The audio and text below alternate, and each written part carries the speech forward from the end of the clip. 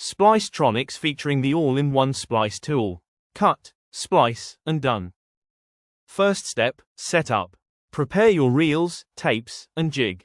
The bar at the bottom adjusts for 8mm to 32mm sized carrier tapes. Place the splice tape face down and remove backing paper.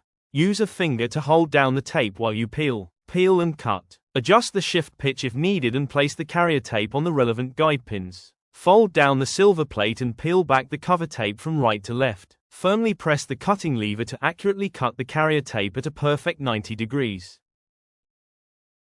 Using the guide pins, place the cut carrier tape on the splice jig. Make sure the carrier tape is facing up. Drop the clamp to secure the tape in place. Now prepare your running reel. There is no need to pull back the cover tape on this side. Again, press the cutting lever firmly to grate an accurate cut. We are ready to align and fold. Use the placement pins to align up the running tape with the new tape. Secure the clamp on the right side to hold the tape in place. Next, firmly fold over the splice lever, and back again to its original position. Lift up the clamps on both sides of the jig and carefully remove the spliced tape. This next step is very important. Make sure to rub both sides of the splice tape before removing the clear plastic cover.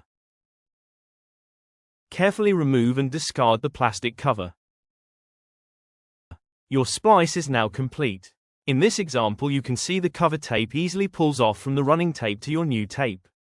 Follow these steps for zero error, maximum efficiency splicing. The all-in-one splice tool. Cut, splice, and done.